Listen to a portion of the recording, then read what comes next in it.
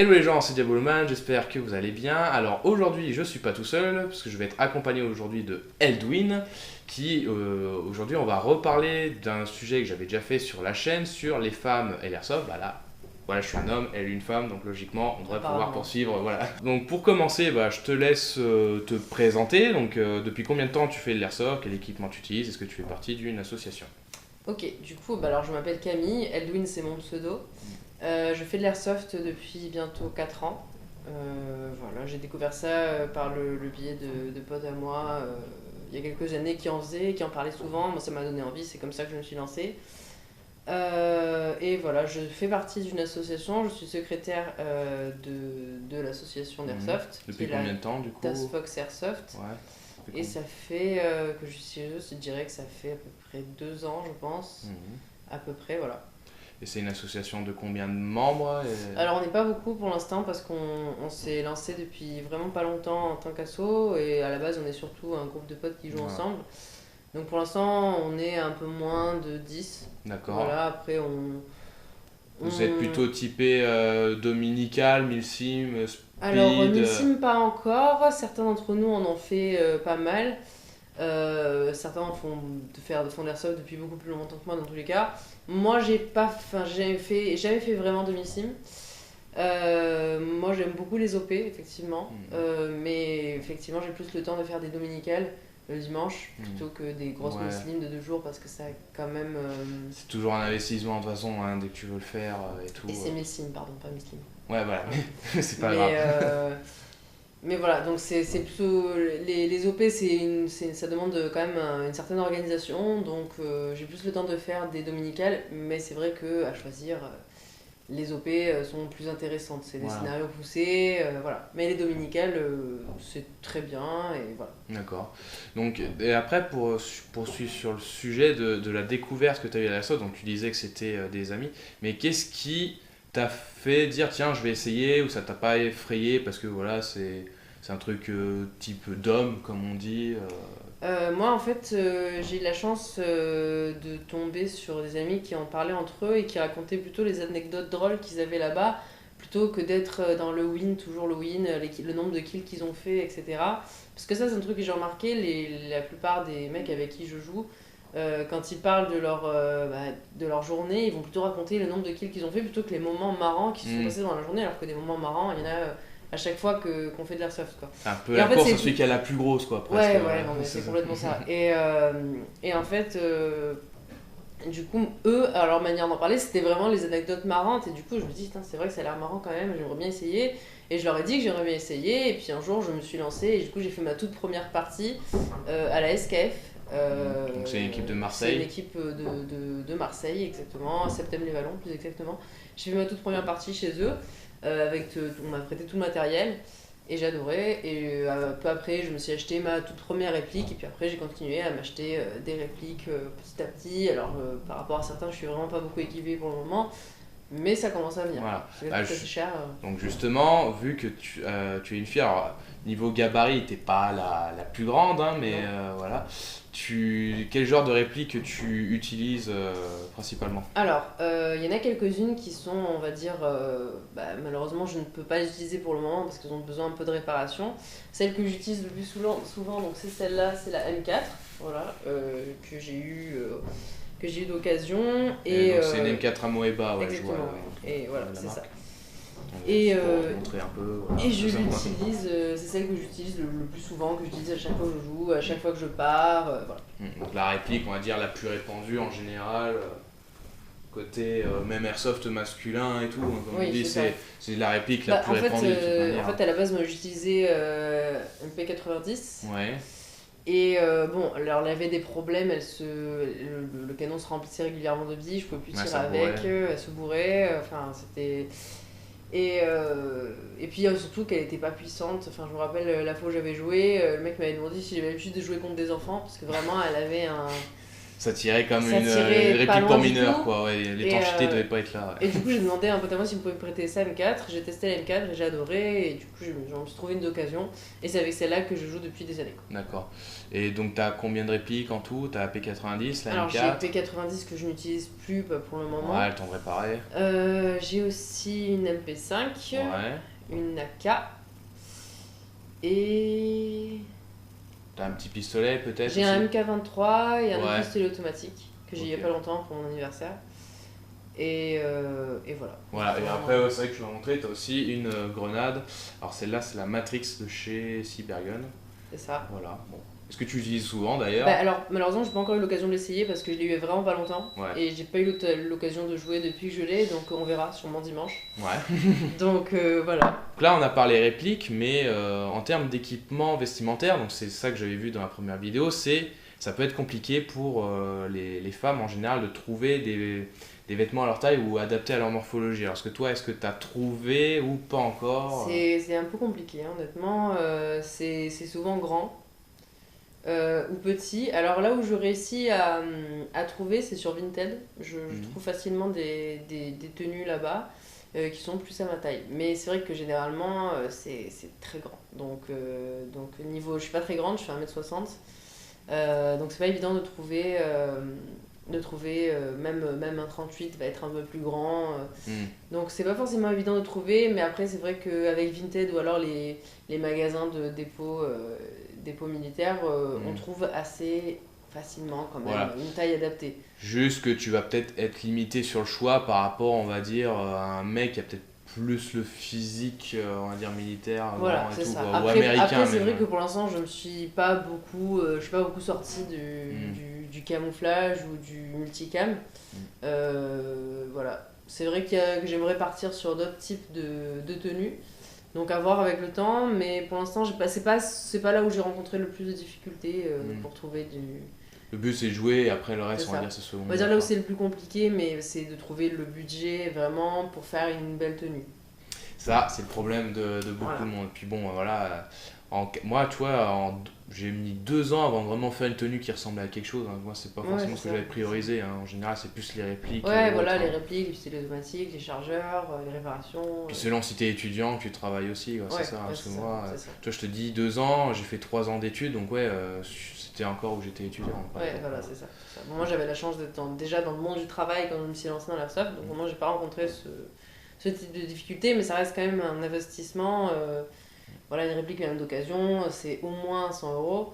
Donc, c'est un budget, quoi. Donc, voilà. Alors, du coup, est-ce que là où tu joues aussi, tu vois souvent d'autres femmes ou c'est relativement rare? C'est rare, honnêtement, quand même. Mais ça arrive. Ça arrive. Bon, alors, j'en croise quasiment à chaque partie, quand même.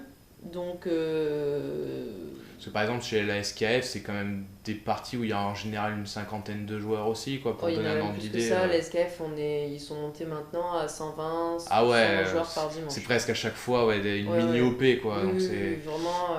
Donc là, il y a quand même quelques filles. Quelques filles avec qui j'ai l'habitude de jouer. Voilà. C'est pas c'est pas là où j'ai vu le plus de filles. L'équipe qui a le plus de filles, c'est. Alors, je sais, j'ai plus le nom en tête, Ouais, désolé. bon. Mais c'est une équipe qui compose 6 filles. Voilà. Ah, Donc, ce qui est pas mal. assez rare dans une seule équipe. Voilà. Et je sais que j'ai déjà fait des parties chez eux. Donc, c'était anciennement le terrain de la Full Metal Airsoft. Et aujourd'hui, je sais plus le nom, honnêtement. Mais je vais jouer prochainement avec eux. Et c'était vraiment le terrain où, à chaque fois, je voyais vraiment pas mal de filles aller jouer là-bas, quoi. D'accord.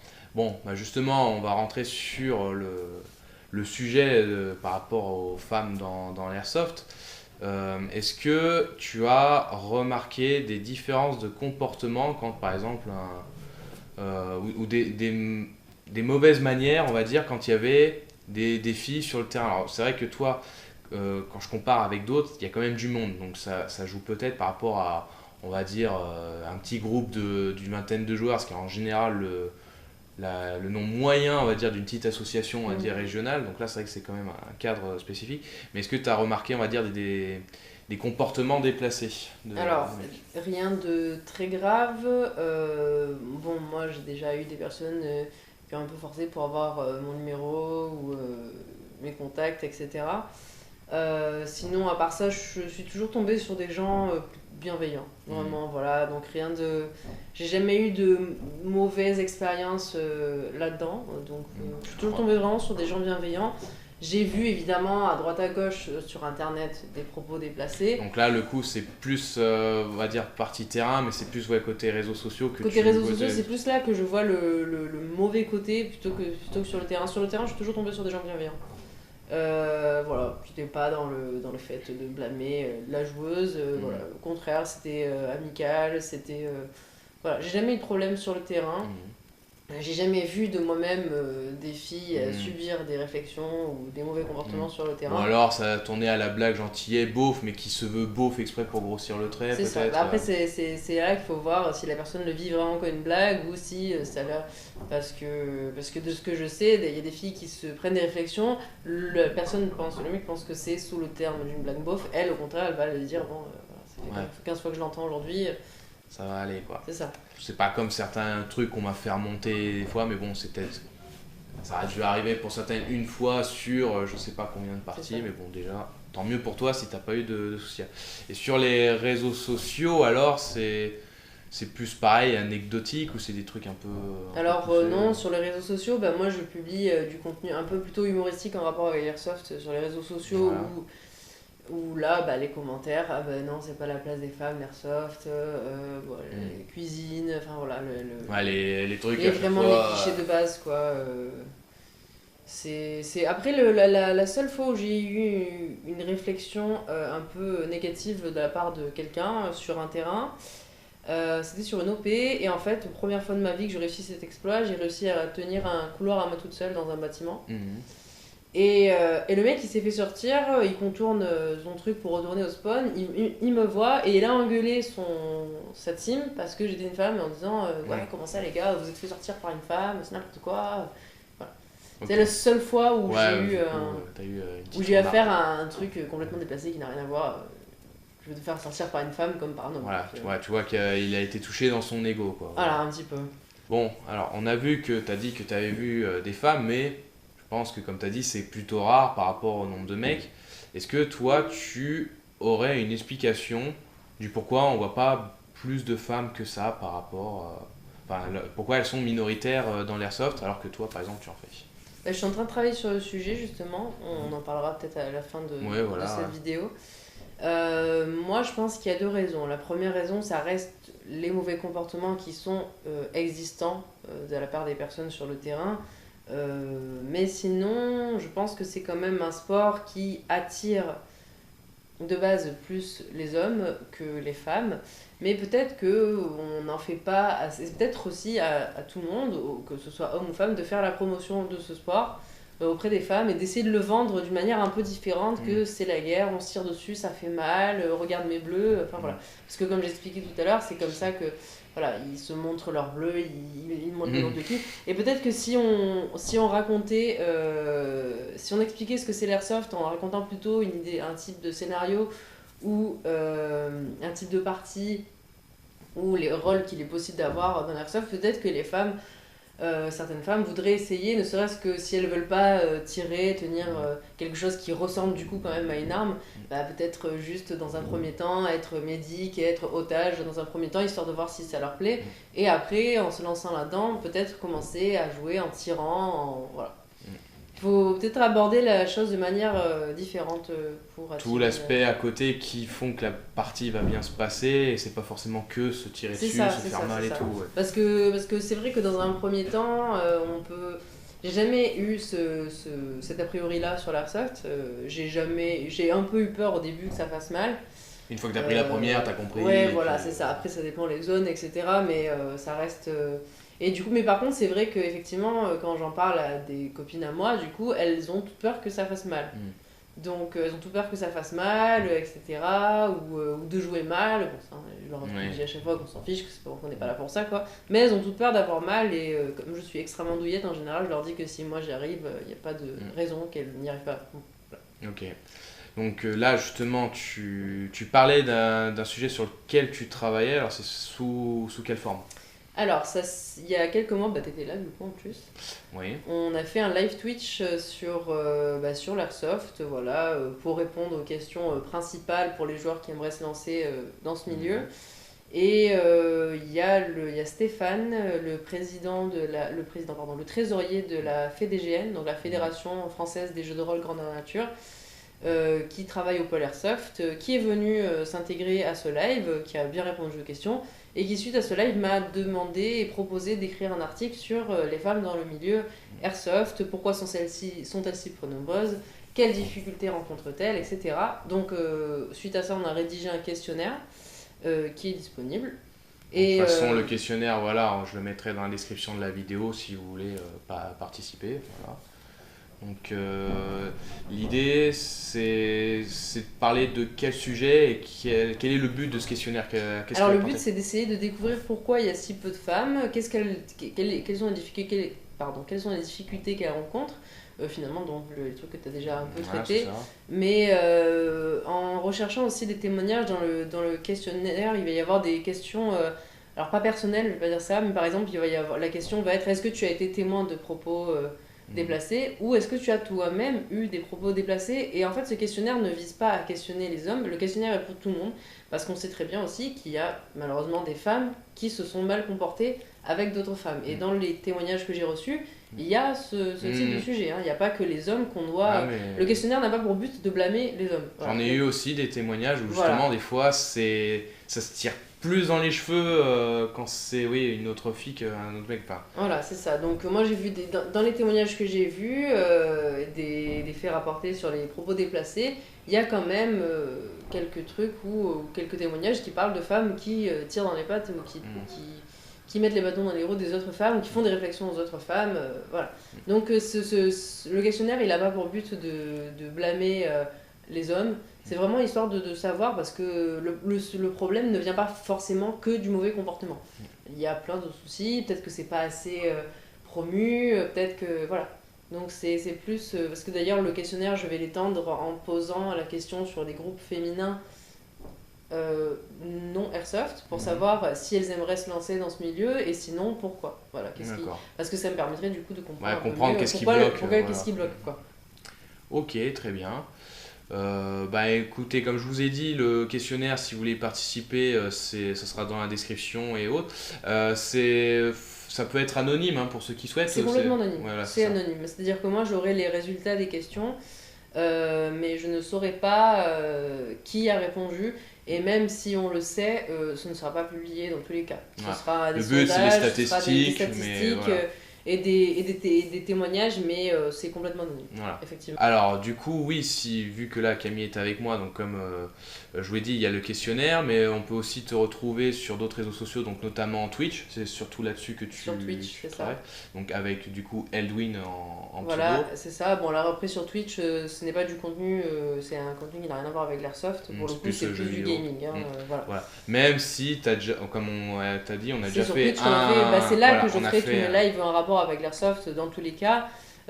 Pour le contenu côté airsoft, c'est plus sur TikTok où je fais des vidéos humoristiques en rapport avec l'airsoft. Et quand j'aurai une GoPro qui fonctionne correctement, essayer de faire des vidéos de partie. Je vais faire des vidéos de partie parce que j'en ai une, mais elle est vieille. Donc voilà. Donc quand j'aurai une GoPro correcte, c'est là que je ferai des vidéos de mes parties. Plutôt sur YouTube ou alors sur TikTok à ce moment-là? Un peu les deux. Comme toi. Donc de toute façon, les réseaux sociaux, pareil, ce sera dans la description de la vidéo. Si d'ailleurs vous avez des questions justement que vous voulez lui poser, n'hésitez pas à les mettre en commentaire, ça pourra du coup lui donner des idées de vidéos à faire, soit sur Twitch, si on doit développer un sujet encore ensemble, ou même répondre à des questions qu'il peut y avoir sur TikTok, mais là vous pouvez lui poser directement sur TikTok, sur ta page. Donc voilà, merci à tous d'avoir regardé cette vidéo jusqu'au bout, j'espère que ça vous aura plu. J'essaierai peut-être de faire même d'autres témoignages, donc pour l'instant c'est Camille, c'est vrai que on a l'avantage de se connaître, donc j'ai pu aller la voir. Peut-être que je ferai avec d'autres personnalités, alors pas forcément que des filles, on peut peut-être voir d'autres mecs. Mais voilà, si jamais vous êtes intéressé aussi, n'hésitez pas pour le coup à me voir moi dans mes MP. Voilà, encore merci Eldwin. Et de rien. Et puis à une prochaine, pourquoi pas. À une prochaine. Voilà. Avec plaisir. Allez, ciao. Salut.